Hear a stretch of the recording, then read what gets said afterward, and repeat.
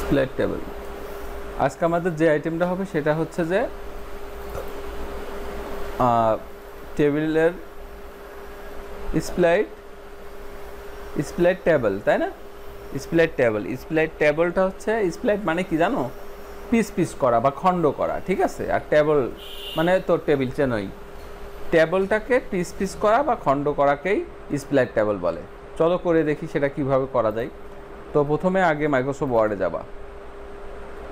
যাওয়ার পরে ব্ল্যাঙ্ক ডকুমেন্টে একটা পেজ নিয়ে নিবা।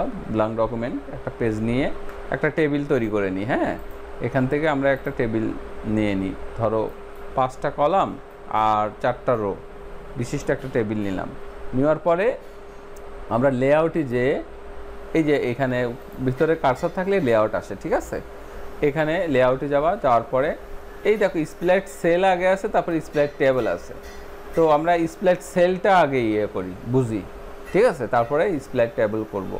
তো যাই হোক, আগে নাই স্প্লাইট টেবিলটাই আগে করি, যেহেতু স্প্লাইট টেবিলটা আমরা বলছি স্প্লাইট টেবিল। স্প্লাইট টেবিলটা হচ্ছে যে একটা এখানে আর কয়েকটা আমি রো খুলে নিচ্ছি বেশি করে।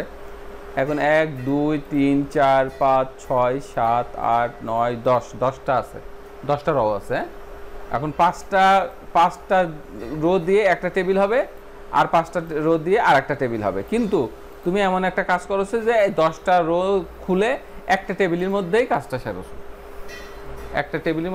সারছো, তাহলে 1 2 3 4 5, এই 5-এর পরে 6 এই জায়গাটা কার্সারটা রাখবা।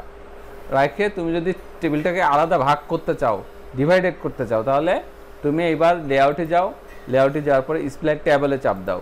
তাহলে দেখবা 1 2 3 4 5, 1 2 3 4 5, 5টা এখানে, 5টা আর এখানে 5টা, অর্থাৎ 5টা করে 2টা টেবিল হয়ে গেছে। যদি এর পরে আবার এখান থেকে 2টা টেবিল 2টা রো দিয়ে 2টা রোর পরে থেকে আলাদা করতে চাও, 3 নম্বরে রাখবা কার্সারটা, রেখে লেআউটে যেয়ে স্প্লাইট টেবিল করে দেবা। তাহলে কি হলো? আবার আর একটা টেবিল ভাগ হয়ে গেল, অর্থাৎ পিস পিস করতে পারবা। তুমি একটা টেবিলই কাজ করছো, করার পরে সিদ্ধান্ত হলো যে এত ঘর পরে থেকে টেবিলটাকে আলাদা করতে হবে, তখন তুমি এভাবে আলাদা করতে পারবা স্প্লাইট টেবিল দিয়ে, ঠিক আছে? আবার যদি আমরা এখান থেকে একটার পরেতে আলাদা করতে চাই, তাহলে কতটা কার্সার রাখবো? 2 নম্বরে কার্সার রাখবো, রেখে এখানে লেআউটে যাবা, তারপরে স্প্লাইট টেবিলে যাবা। তাহলে দেখো এটা আলাদা হয়ে গেছে, ঠিক আছে? এইখানে এই যে একটা টেবিল, এই একটা টেবিল এখন তুমি পিন করে তোমার বসের কাছে তুমি দিয়ে দিলে। দেওয়ার পরে তোমার বস বললো যে আবার যেরকম ছিল সেরকম রাখো। তাহলে আবার টেবিলগুলো তোমার করতে গেলে তুমি এই জায়গাটা ক্লিক করে ডিলেট চাপ দিবা, গ্যাপের তাহলে দেখবা আবার জয়েন হয়ে যাবে। আবার এখানে কার্সার দিবা, কার্সার দিয়ে ডিলেট চাপ দিবা, আবার জয়েন হয়ে যাবে। আবার এর মধ্যে কার্সার দিবা, কার্সার দিয়ে ডিলেট চাপ দিবা, আবার জয়েন হয়ে যাবে, ঠিক আছে?